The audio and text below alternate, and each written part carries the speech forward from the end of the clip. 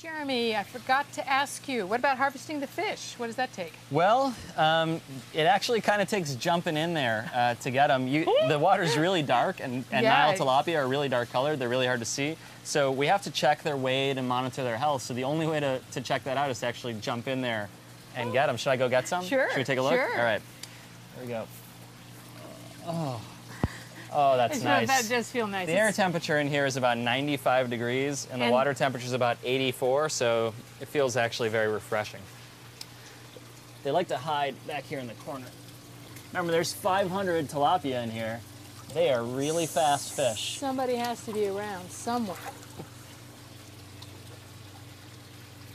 So here's what I got. You know what these are? These are actually goldfish. These are young carp that just kind of actually showed up in the system when we brought in some pond plants. Wow. Their eggs were living on the pond plants. Wow. So they're really easy to catch. It's the tilapia that are hard. All right, come on, you guys. I know you're back there. Yeah, there we go. So let me see here. Got one for you. Here, buddy. There you have a Nile tilapia. That's probably about a quarter of a pound right now. Here, buddy. How big will they get? They'll get to be about 1.5 pounds. Okay. This is Peak Moment. We are living at a peak of human innovation, information, wealth, and health. But we're also at a peak of population and consumption, with rising temperatures and declining resources fueled by cheap oil and gas. Peak Moment Television, bringing you examples of positive responses to energy decline and climate change through local community action.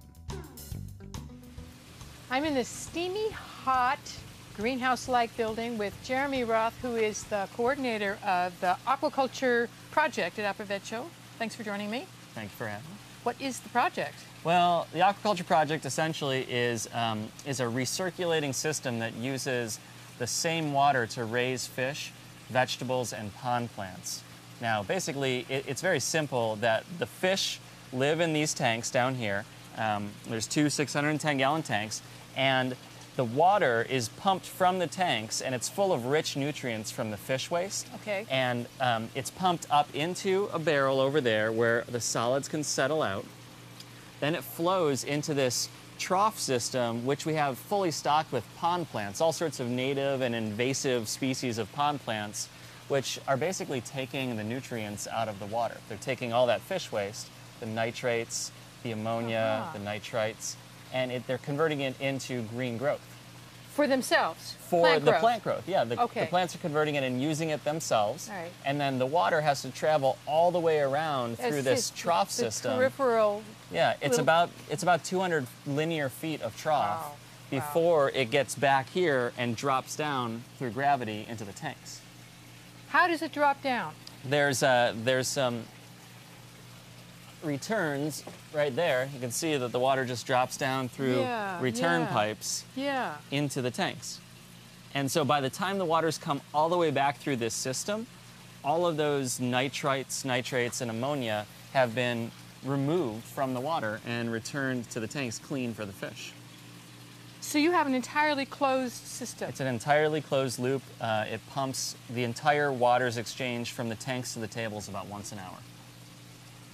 Wow. So how do you keep all of that in balance? I mean, the right number of fish to the right amount of plant life, all that. It's all a big experiment, actually. Okay. That's fair. That's fair. And there's some sort of rules of thumb. 1 fish per gallon is kind of the maximum density. Okay. So 610 gallons per tank, that's about 1,200 gallons. So we could, at maximum density, have about 1,200 fish growing in this system, which would mean every single square inch of water in the tables would be stocked with plants to handle that load of nutrients.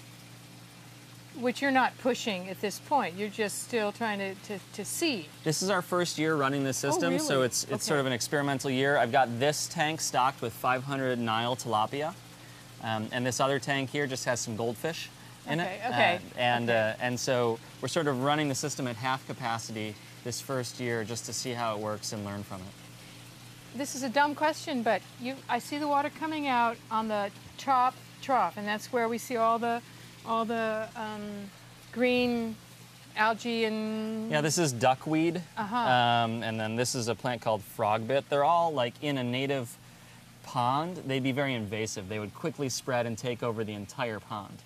But in this system, invasive species are actually good because you want it to grow really fast. Because the thing about all this plant material here, all this plant material is food for the fish. Tilapia can take a mostly vegetarian diet, so all of the food that's growing in the system can be fed back to the fish. And so how do you get it back to them, just actually? like this. Okay. There all they go. right. And there they are. I see the water roiling. They aren't waiting any time to... No, yeah, throw some in there. To go for it. Yeah. So part of that task then is I see this green on the top. Down below, you've got down here what? Much cleaner water. Yeah, well, what's this for? All of the plants are stopped with a dam over there because I don't want any plant matter in this return area because I don't want to clog the return pipes. Because if we were to clog the return pipes, then we could have a serious problem on our hands, and all the water could be pumped out of the tanks and overflow here. And we'd have unhappy fish and everybody else, We too. would. I put in a safety sort of consideration in that the inlets for the in the tanks are only about halfway down. So if that were to happen, you could only pump about half of the water out of the tank, so you wouldn't kill all the fish. Okay, I'm glad to hear that. That's assuring. In designing a system like this, I spent a lot of time researching other systems, and what I got from most of what other people were doing is keep it really simple. Fewer moving parts, the better, and make sure that if it breaks, then there's some sort of fail-safe because inevitably it will break. Don't you wish that we had that kind of design in the rest of industrial civilization? Absolutely. But that's another topic. That's another show. So this water is coming back into the tanks for the fish. Yep. And another part of having the water in these troughs, they're about that deep, so about 6 inches deep, is that we need to get as much surface area exposed to sunlight as possible because we want the water to be about 82 degrees Fahrenheit.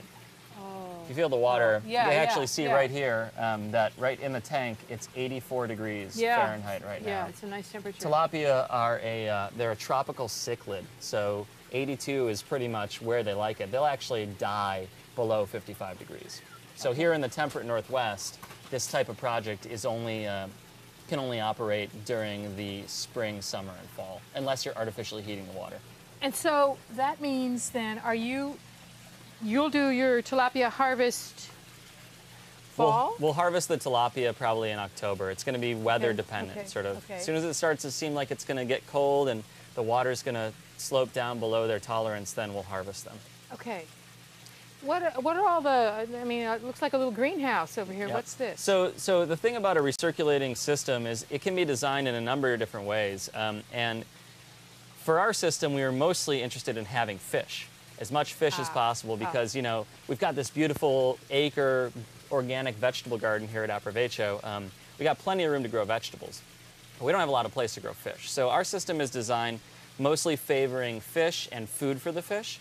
But what we did set up here in the center is a hydroponic vegetable growing bed. And hydroponics is simply just growing vegetables in a soilless medium.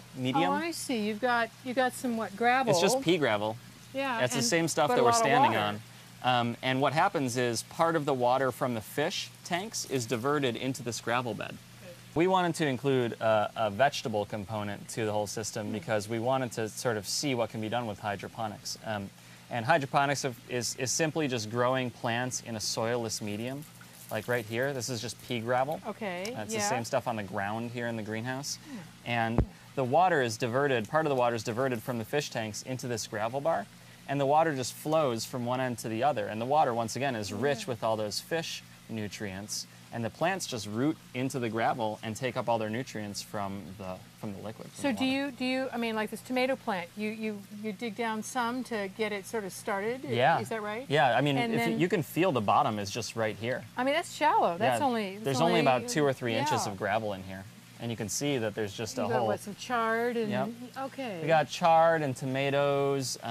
There's some cucumbers and broccoli and tomatillos. So things that are there certain plants that do better with sort of shallow roots like this? There are, and we're once again sort of, it's a big experiment. Some plants are showing that they can't really grow to maturity in shallow rooted wet water. Some plants like tomatoes seem to be doing fine no matter what. The cucumbers are doing really great in here. Yep. Well, it'll be really interesting to come back in about 5 years and see where this has evolved. What on the other side, I noticed that from the far side of your, through the pond scum, on the far side of that river, there's some other wilder looking plants. What's over there? Yeah, let's go over there and take a look.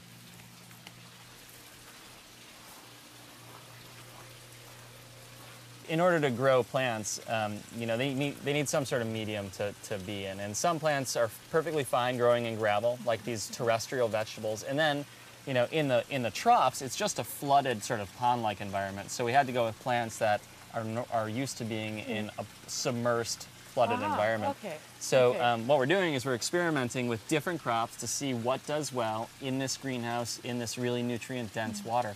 One crop that we're seeing great promise is watercress. I was going to say, this looked like watercress. Yeah, here, try it. Yeah. Yep. Nice. Yeah. So, I mean, That's great. it's great because it's taking up the nutrients from the plants. This could be a high-value market crop right here. I mean, You got a gourmet green. totally, gourmet green right here. This next plant here is actually a native that was a really important food crop to the Native Americans of this region, and it's called wapato. Wapato. Yeah, it's got an edible root or corm down under there, and they would roast it in pits and then eat the root. Very nutritious, very actually tasty. I've never had one, but You're going to get to. I'm going to get to, and Yeah. here's the flower. Pretty flowers, So too. you would see this all around Oregon in wetlands, marshes, and ponds. And then the next plant that we have down here, this sort of reed-looking plant, we go through the jungle to get to it. This is great. I feel like, we're in the Amazon here. I love it. So this is actually a water chestnut. Really? Yeah, like you'd get in Asian foods. Yeah. We went to the Asian food market and we got some water chestnuts, some fresh water chestnut, and we just put them in some gravel in this tray. Serious? And they're growing. I can't. So, I love it. I mean, I love water chestnuts anyway. They were a nice crunch. yep. And what'll happen is the plant will send out these runners here, and then the runners will start new water chestnut plants, which will grow into water chestnuts. So it sounds like all three of these plants that you have as your start on water-based plants are happy. Yeah, these are basically the 3 that are left of the 7 or 8 that we started with. Okay. Some did better than others, and what we'll see is that next year, I mean, water chestnut could be a huge gourmet crop in this environment. So we're looking for ways that we can feed ourselves with the tilapia and the vegetables and stuff, as well as have enough fish and produce that we can sell to supplement Aprovecho's income, as well as pay for the costs of running the system. This is brilliant. I am really. This is exciting. I'm looking forward to coming back and seeing in 5 years how's this grown. Yeah. I mean, the recirculating aquaculture too is a pretty fast-growing sector of the agriculture economy. Aquaculture is huge. I mean, farm-raised fish. You go to the grocery store. That's pretty much what you're seeing these days. And with fisheries in decline, these are the type of systems, and because they're recirculating, they're very sustainable. Right. Conventional aquaculture uses a ton of fresh water, and then there's just a ton of wastewater coming out of it. Something like 1 million gallons per acre per year for conventional aquaculture, where this is only losing water to evaporation and transpiration from the plants. So maybe a couple hundred gallons, maybe 1,000 gallons a year. Wow. Big difference. Big difference. Very sustainable. The future of farming, and you can grow vegetables, you can grow fish, and the part that's most exciting to me about it is that you don't actually need agricultural land to do this. We could be in a parking lot in the middle of New York City. Of course. In a greenhouse. Fabulous. Oh, that's exciting. Thank you. This has been a wonderful tour. Yeah, you're welcome. We're with Jeremy Roth, who's coordinating the aquaculture project at Aprovecho. Thanks for joining me. Thank you.